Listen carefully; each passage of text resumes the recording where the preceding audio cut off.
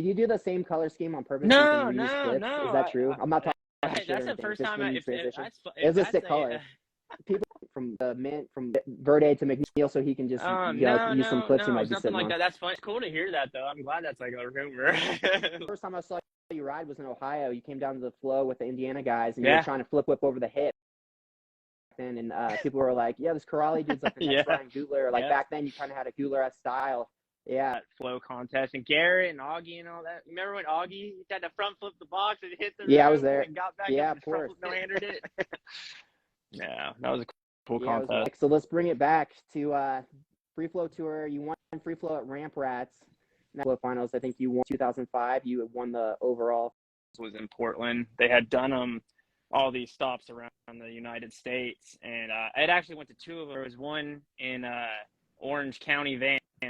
Orange County was packed. You know, everybody's trying to get practice in and barely got to ride. Anthony Cannavaro won. Cannavaro, like a fit guy. You know, he rode like Aiken, crazy good look backs and just good style. And at the Ramplats stop, and I went to that one and that's the one I won. The contests were like the only thing I thought you could do, you know? So I was all about it when I heard this. It was like the only, you know, I had no idea how you got into Dew Tour, you know? I'm like, that's the big contest. Like, I want to get it out. You can get into this free flow thing. I was like, that's it. That's the ticket. Yeah, you won that first year, and then you shortly after you got on Redline right around when Garrett got on. You're riding the device. A story about this whole free flow thing and that. When I showed up to Portland for the event to like sign up and everything, I saw was Garrett with his dad. Not long after like that props came out with the Metro Jam with the green ramps, and he had that little part in it, and he had that green fit and everything, and he was standing right there with the same green fit, look exactly the same with his dad. I was like, oh, and they like asked me for a tube or something. I was like, oh, I don't got one. We became friends through that. When I won that, only like a few minutes after winning it, Rooftop came up to me and put me on Redline.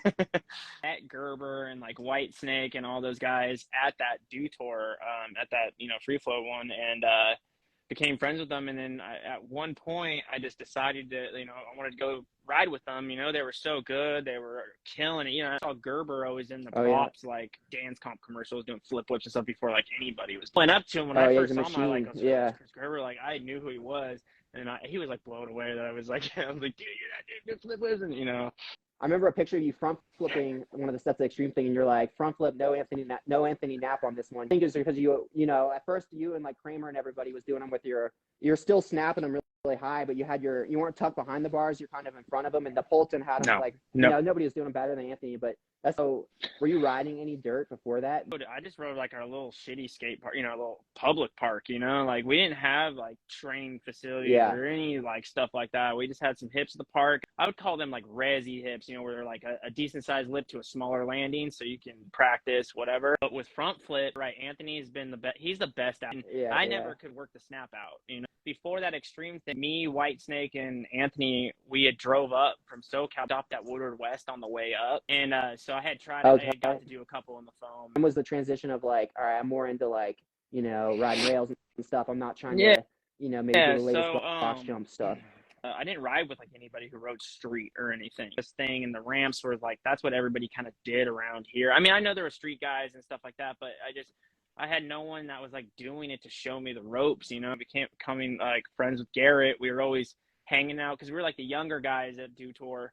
So we would always like take off after practice and go ride street out. You know, he would take me out and show, because he was always doing it from like a young age. You know, he was like 180 grinding the fucking like handrails, like, you know, just for fun and like, you know, just always killing it. He kind of was taking me around. I was like figuring it out. It was so much harder than park riding, like just so much more challenging. Where I kind of learned the creative side of riding, I guess. Like, I don't know how much you watch like modern day riding, like the stuff going on with Beast. It's just like a lot of these guys are obviously have to spend a lot of time in the foam and resi.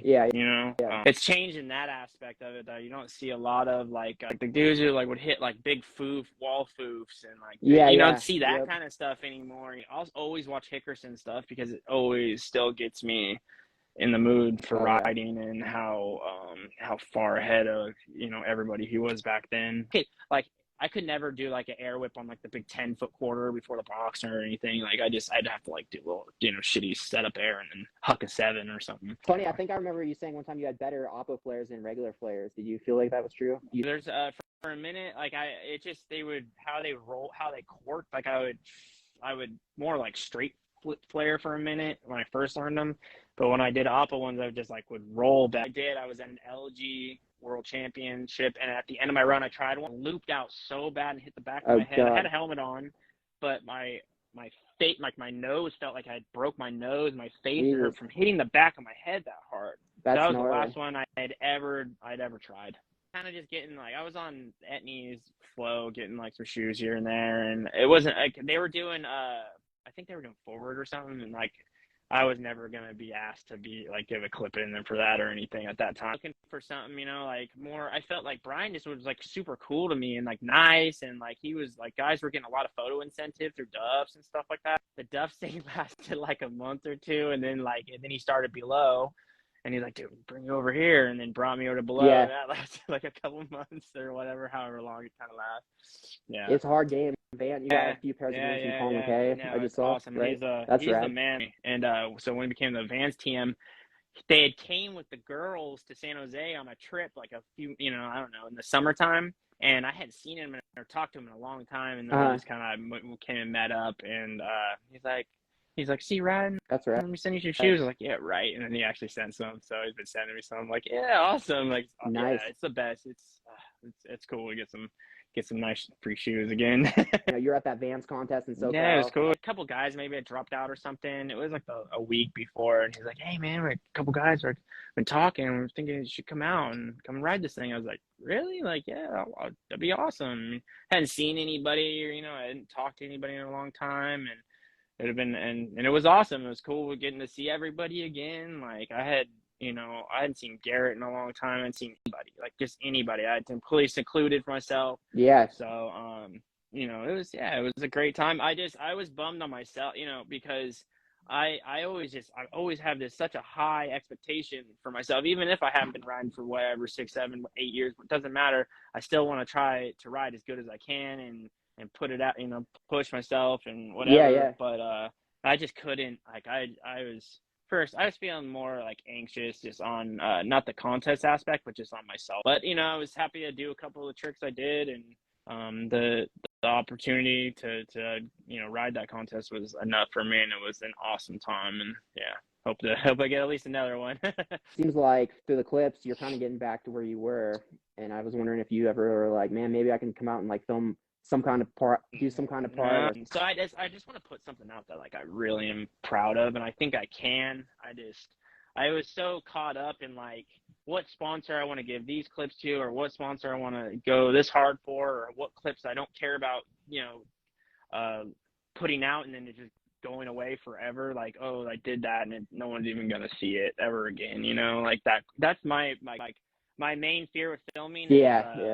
Is like doing something I think is like really good, which is to me is like nothing I end up doing I ever feel like is good enough, but when I do get that thing and it's like in a web video for, a day and then it's gone, it's like, it's just, I'm right now, I'm just working on getting strong, getting tricks back and confidence. And it's been going, like the last couple weeks have been real good for me. So I'm feeling like real good. I to be honest, I've told a couple of people this, that like after at a certain point a few months ago, I was just like, man, I feel like I'm gonna be better than I ever was, just because I can. That's right. All that time I was off. I had a lot of time to think, and so now like I can think through everything I do now. So before I could never just like click turn downs really good, but the other night I was like, let me just try one, and I can push it right through. I was like, dang, this I saw that actually, like that before. So stuff, a lot of stuff is like working like that for me now that I've had all that time off just to think about it and kind of game plan it, and mostly it's just getting the strength back. I just feel weak, being weak. Everybody saw me get fat and blow up, and so it's like losing all that, getting strong again. Motivation, stuff like that. But I feel like I'm not too far away from it. I'll release some stuff, I've been more but just because I'm more focused on like when I go ride, like the process of like learning the certain things that I want to learn that day or whatever is going on for me,